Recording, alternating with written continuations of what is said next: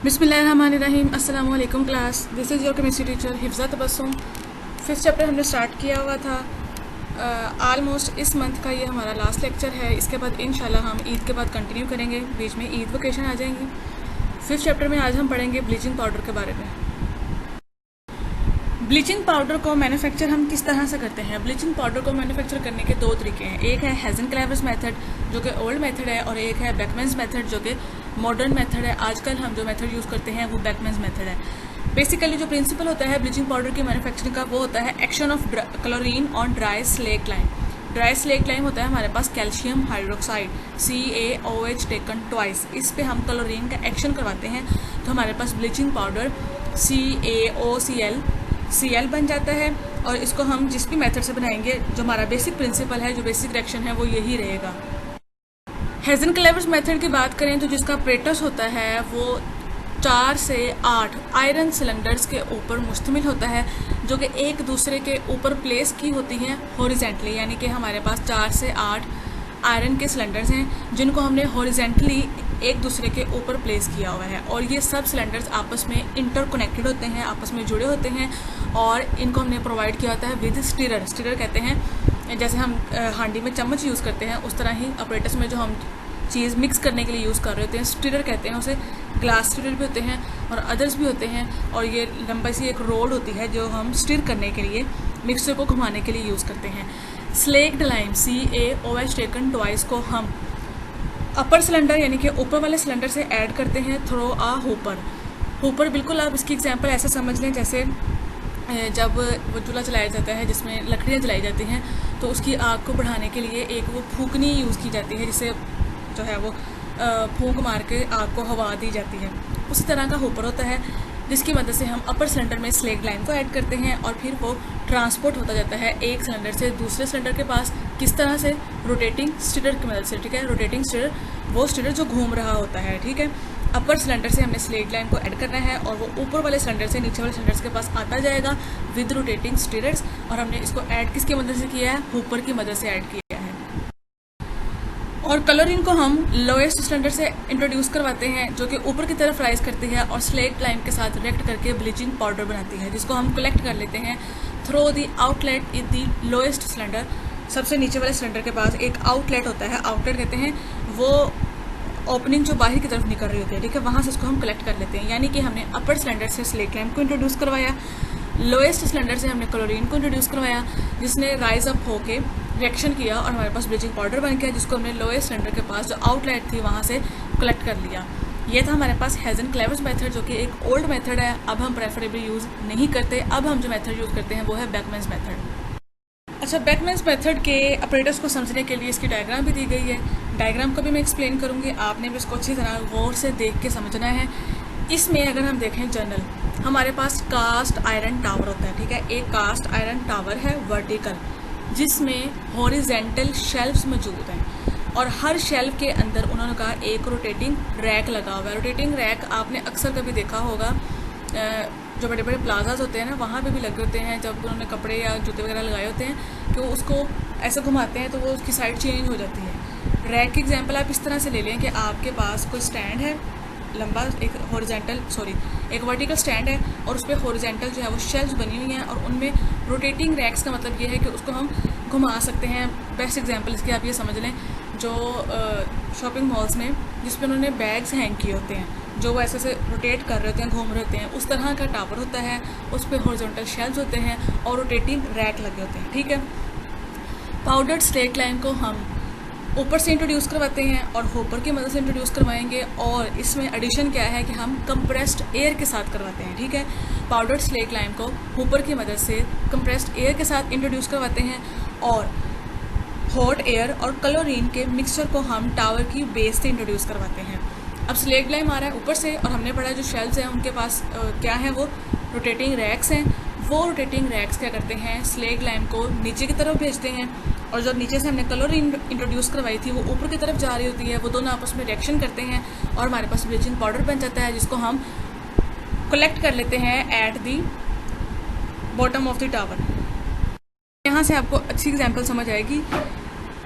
इसके rotating racks की example, best example यही है कि जो हमने अक्सर देखा होता है शॉपिंग मॉल्स में, प्लाजास में, जहाँ पे बैग हैंग किए होते हैं उन्होंने, उस तरह का एक लंबा टावर होता है और उसके चारों तरफ उन्होंने रोटेटिंग रैक्स लगाए होते हैं जो घूम रहे होते हैं। ठीक है, उस तरह से देखें, ये इसके दरमियान में इसका टावर है कास्ट आयरन का, उसके पास जो है वो शेल्फ्स हैं और रोटेटिंग रैक्स हैं। ऊपर की मदद से ऊपर से हम कंप्रेस्ड एयर के साथ स्लेक लाइम को ऐड कर रहे हैं, वेस्ट गैसें साथ साथ बाहर निकल रही हैं और ये रैक्स जो हैं वो स्लेक लाइम को नीचे लाते हैं। नीचे हमने क्लोरीन और हॉट एयर के मिक्सचर को इंट्रोड्यूस करवाया हुआ है, इन दोनों के दरमियान रिएक्शन होगा और बॉटम पे हमारे पास ब्लीचिंग पाउडर कलेक्ट हो जाएगा। जो बेकमैन सेपरेटर्स है वो काउंटर करंट प्रिंसिपल पे काम करता है। काउंटर करंट प्रिंसिपल क्या होता है, यानी कि हमने दोनों रिएक्टेंट्स को ऑपोजिट डायरेक्शन में इंट्रोड्यूस करवाया है। जब हमारे पास स्लेक लाइम ऊपर से आएगा और क्लोरीन को हम नीचे से इंट्रोड्यूस करवाएंगे तो उनके दरमियान मैक्सिमम रिएक्शन होगा, मैक्सिमम ब्लीचिंग पाउडर बनेगा with a very little loss of chlorine. Bleaching powder को हम एयर टाइट कंटेनर्स में पैक करते हैं ताकि लॉस ऑफ क्लोरीन ना हो और उसकी ऑक्सीडाइजिंग प्रॉपर्टी जो है वो लॉस ना हो। प्रॉपर्टीज ऑफ ब्लीचिंग पाउडर जो है वो येलोविश वाइट कलर का पाउडर होता है और स्ट्रॉन्ग स्मेल ऑफ क्लोरीन होती है इसके अंदर। इसकी जो केमिकल प्रॉपर्टीज़ हैं वो बेसिकली इसकी ऑक्सीडाइजिंग प्रॉपर्टीज़ होती हैं। ये ऑक्सीडाइजिंग एजेंट के तौर पर काम करता है और इसकी इस प्रॉपर्टी की वजह से ये वाटर में हाइपोक्लोराइड आयन जनरेट करता है। CaOCl2 ब्लीचिंग पाउडर जब वाटर में इसको हम डिजोल्व करते हैं तो ये कैल्शियम आयन बनाएगा, क्लोराइड आयन बनाएगा और हाइपोक्लोराइड आयन बनाएगा ClO नेगेटिव। डाइल्यूट एसिड्स के साथ ब्लीचिंग पाउडर हमें हाइपोक्लोरस एसिड देता है। डाइल्यूट सल्फ्यूरिक एसिड के साथ जब हमने इसको ट्रीट किया तो हमारे पास कैल्शियम सल्फेट बना plus calcium chloride and hypochlorous acid HClO बना। अगर एक्सेस ऑफ एन वीक और स्ट्रॉन्ग एसिड, यानी कि कोई भी एसिड है चाहे वो वीक है चाहे स्ट्रॉन्ग है, अगर हमने एक्सेस यूज़ की है तो ब्लीचिंग पाउडर जो है वो क्लोरीन को गिव आउट कर देता है। ब्लीचिंग पाउडर का रिएक्शन अगर हमने एक्सेस ऑफ सल्फ्यूरिक एसिड के साथ किया तो कैल्शियम सल्फेट बनेगा plus water plus chlorine gas. Amount of chlorine set free is called available chlorine, यानी कि जो क्लोरीन की अमाउंट बच जाती है, सेट फ्री होती है रिएक्शन कंप्लीट होने के बाद, उसको हम कहते हैं अवेलेबल क्लोरीन। ब्लीचिंग पाउडर की एक्टिविटी को हम मेजर करते हैं in terms of available chlorine. यहाँ पे एक शॉर्ट क्वेश्चन बनता है व्हाट इज अवेलेबल क्लोरीन, या तो ये बनता है या बनता है कि how we can measure the activity of bleaching powder.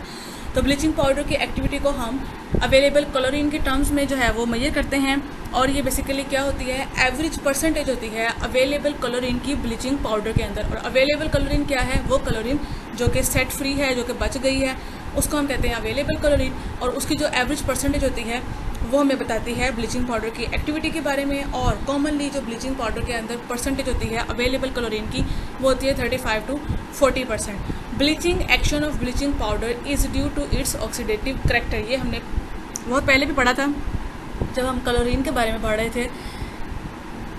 जो हमारे पास ब्लीचिंग पाउडर होता है उसकी जो ऑक्सीडाइजिंग प्रॉपर्टीज़ हैं, जो उसका ऑक्सीडेटिव करेक्टर है, जो उसका ब्लीचिंग एक्शन है, वो सब कुछ जो है वो क्लोरीन की ऑक्सीडाइजिंग प्रॉपर्टीज़ की वजह से होता है। तो ब्लीचिंग पाउडर के अंदर जो क्लोरीन का एक ऑक्सीडाइजिंग करेक्टर है वो बहुत इंपॉर्टेंट है। यही वजह है कि हम कॉमनली जो ब्लीच करते हैं हमारे घरों में आम यूज़ की जाती है, 10 रुपये वाला जो पैकेट मिलता है उसमें आपने देखा होगा एक क्रीम का पैकेट होता है, एक पाउडर का। वो जो पाउडर होता है वो ब्लीचिंग पाउडर होता है और वही पाउडर जो है वो बेसिकली हमारे हेयर्स को ब्राउन कर रहा होता है, डिकलराइज कर रहा होता है अपने ऑक्सीडाइजिंग करेक्टर की वजह से। इसकी ऑक्सीडाइजिंग प्रॉपर्टीज देख लेते हैं। ये HCl को, HBr को, HI को ऑक्सीडाइज करता है और कोरस्पॉन्डिंग हैलोजन बनाता है। ब्लीचिंग पाउडर ने HCl के साथ जब रिएक्शन किया तो HCl को ऑक्सीडाइज कर दिया और फ्री क्लोरीन गैस बनाई, कोरस्पॉन्डिंग हैलोजन बनाया, प्लस वाटर बना, प्लस हमारे पास कैल्शियम क्लोराइड बना। ये अमोनिया को ऑक्सीडाइज करके नाइट्रोजन में कन्वर्ट कर देता है। ब्लीचिंग पाउडर ने जब अमोनिया के साथ रिएक्शन किया, CaCl2 बना, प्लस वाटर बना, प्लस नाइट्रोजन गैस बनी। कैल्शियम हाइपोक्लोराइड जो है वो कार्बन डाइऑक्साइड के साथ रिएक्ट करता है और कैल्शियम कार्बोनेट बनाता है और क्लोरीन को रिलीज करता है, यानी कि ब्लीचिंग पाउडर ने कार्बन डाइऑक्साइड के साथ रिएक्शन किया, CaCO3 प्लस क्लोरीन गैस बनी। क्वेश्चन जो बनते हैं वो है what is bleaching powder, how is it prepared commercially, give its uses हम इकट्ठे पढ़ेंगे ब्लीचिंग पाउडर के भी और हैलोजेंस के भी। What happens when bleaching powder reacts with the following reagents, dilute sulphuric acid हम पढ़ चुके हैं, excess of concentrated sulphuric acid ये भी हम पढ़ चुके हैं, अमोनिया भी पढ़ चुके हैं, HI भी पढ़ चुके हैं और कार्बन डाइऑक्साइड, ये सब रिएक्शंस वो हैं जो हमने अभी पढ़े हैं। ये था हमारा आज के लेक्चर के बारे में जिसमें हमने ब्लीचिंग पाउडर की मैन्युफैक्चरिंग और हमने उसकी प्रॉपर्टीज़ के बारे में पढ़ा। इसके बाद ऑनवर्ड जो है वो 2 अगस्त तक ईद की छुट्टियाँ हैं इंशाल्लाह 3 अगस्त को हमारी दोबारा मुलाकात होगी। एडवांस में आप सबको ईद मुबारक, और अपना बहुत ख्याल रखिएगा। और सबसे जो इम्पोर्टेंट बात है कि आपने SOPs का ख्याल रखना है ताकि आप भी सेफ़ रहें और आपकी सोसाइटी में मौजूद बाकी लोग भी सेफ़ रहें, ना आपको नुकसान पहुँचे, ना आपकी ज़ात से किसी को नुकसान पहुँचे। अल्लाह हाफ़िज़।